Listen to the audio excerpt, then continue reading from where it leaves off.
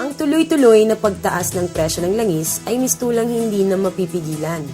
Kasabay nito ay ang hindi na rin maiwasang pagmahal ng bilihin, pamasahe, matrikula at kuryente. Dahil dito, maraming mga Pilipino ang napipilitang magtipid at magsakripisyo para lamang mapagkasya ang kanilang sweldo buwan-buwan.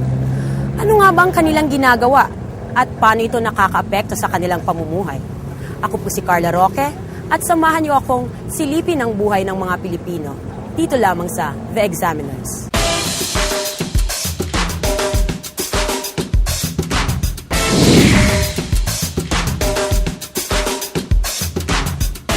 Actually, nag-ukay-ukay na lang kami kasi ang mahal sa department stores.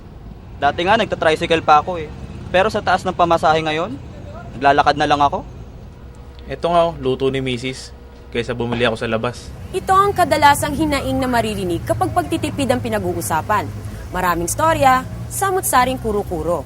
Ngunit sa lahat ng aming nakapanayam, may isang nakapukaw ng aking atensyon.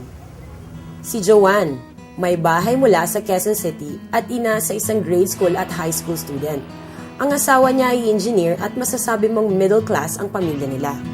Okay naman ang life so far. May kotse kami, sa private school nag-aaral ang mga anak ko, pero sa hirap kasi ng buhay ngayon, kahit anong kahit mo, parang kulang pa rin. Si Joanne ay hindi lamang abala sa gawaing bahay.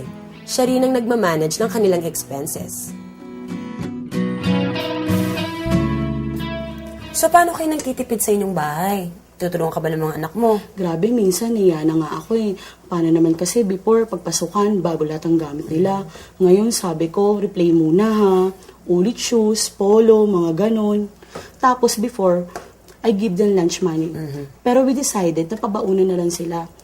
At least, bawas lakwatsa pa for them. Hindi naman sila nagre-reklamo. Initially, pero they understand naman eh. We're doing all we can to save, pero parang kulang pa rin eh. Si Joanne, nanay. At tulad ng ibang may bahay, ginagawa ang lahat para maayos ang budget. Ngunit kung inaakala mong pamilya at mga magulang lamang ang nakakaramdam ng krisis, nagkakamali ka.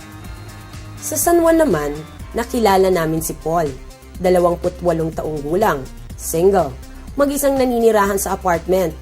Ika ni Paul, isa siya sa mga tinatawag na yuppie or young professionals. Well, I work at a web marketing company as a sales associate.